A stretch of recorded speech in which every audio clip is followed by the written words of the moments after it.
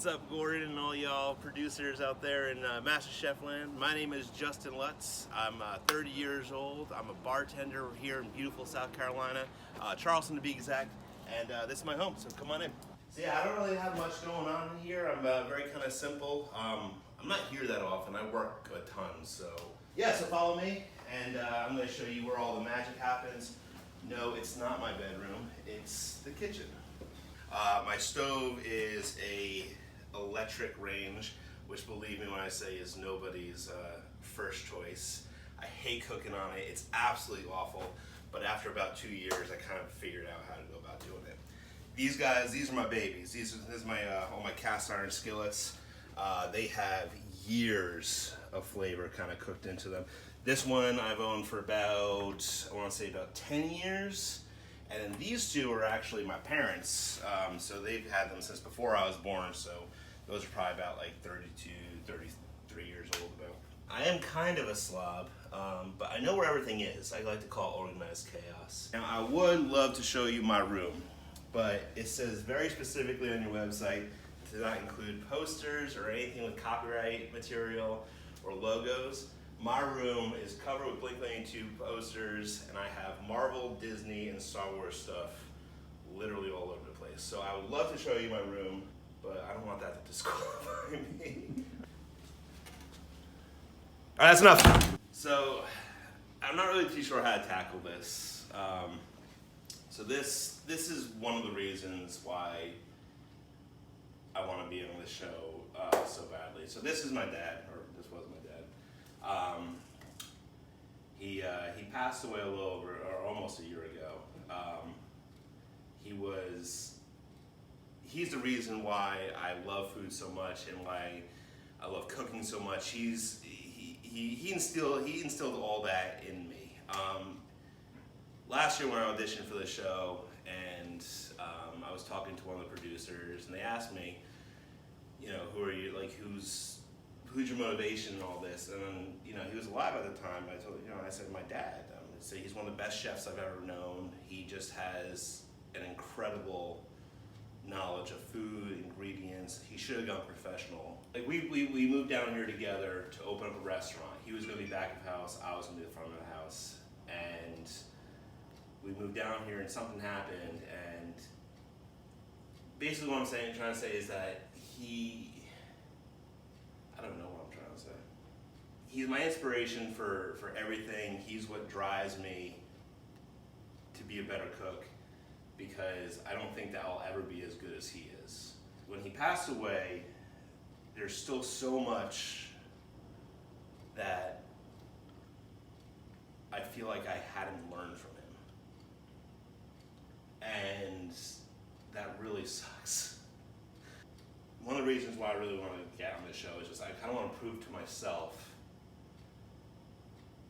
that I can do it. Because he always said that I could. He always said that, you know, you have the ability. You know, you if I'm not here, you can open up a restaurant by yourself. You can cook for people. And it's just something that I personally basically never like really kind of believed in myself in that sense. Being on this show, learning from Gordon, having him as a teacher, it's not going to be as good as learning from my dad, but am I just rambling? Mm.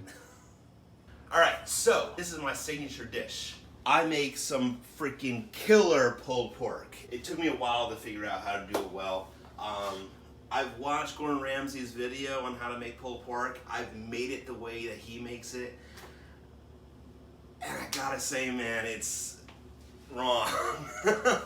No offense, but it's wrong. I'm gonna show you how to properly do some pulled pork. No offense, and then we'll see the difference. Now listen, you can go out and you can buy some pork rub from somewhere else. It's from one of the top barbecue places in the country, and honestly, it's crap. So for my pork rub, super simple. We'll start off with a little garlic powder right now.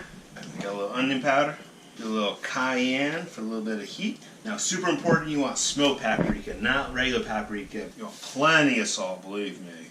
The brown sugar, Kind of creates like almost like a little syrupiness on it, and it creates like a really kind of nice crust, and just like a little bit of black pepper in there. We're gonna start rubbing this butt down, so we can get like a good amount. We want on that fat cap right there, because that fat cap, that's when it renders out, makes it really nice and juicy. And you want to get inside all these kind of little nooks and crannies, so anything that comes up like that. We're gonna take this, and that's literally it. Gordon, I know you're talking about like adding onions and chicken stock and foil and whatnot. You don't need any of that. You put the foil in there, you put the chicken stock in there, so it's going to steam it, it's going to make it soggy. You want that nice kind of crispy outside on the end. And then we're going to forget about it. In the meantime, me and my buddy, we're going to hit the golf course. Literally cannot have picked a more beautiful day for this. My first drive, I haven't done this in a little bit, so let's see what the hell happens. My boy Justin here. A little bit of the rough, no big deal. Just gonna pitch it out real nice. I got this, baby. Whoop! Right out, baby. So we've run into a minor geese problem. I got this, bro.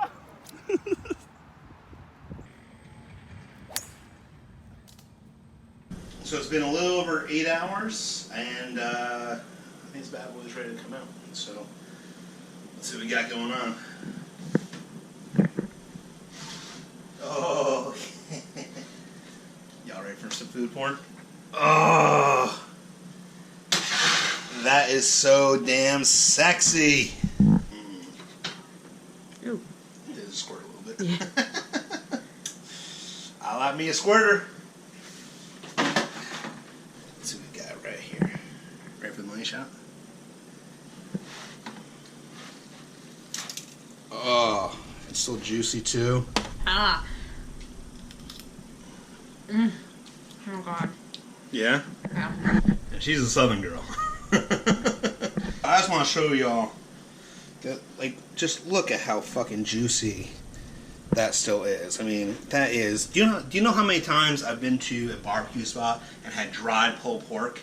More times, like, pulled pork does not need sauce. It should not need sauce, and so many places are just are banking on you just saucing up your pork. I mean, like, look at that. That's just gorgeous right there. That's with no liquid inside that pan. That is literally just the pork in a pan.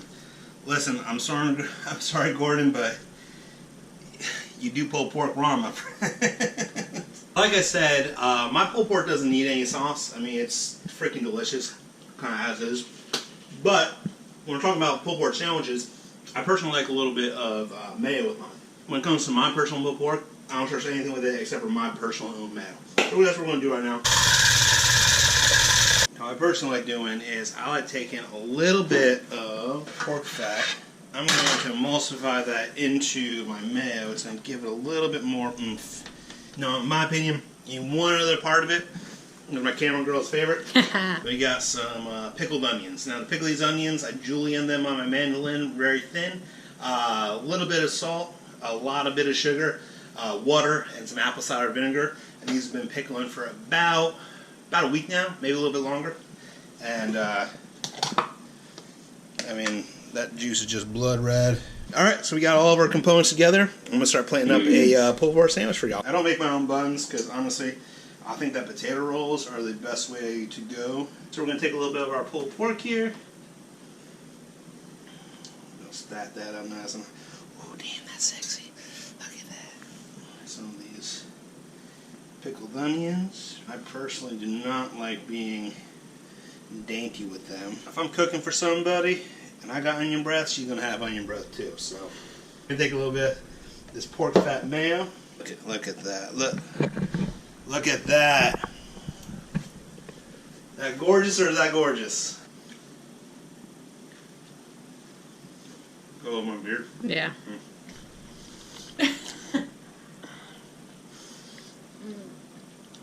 Yeah, get one of them onions.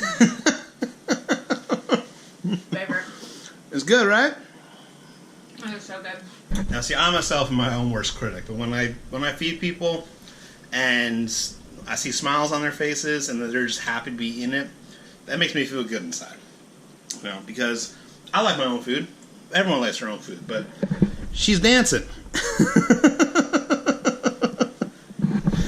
So that makes me happy. That's why I like cooking.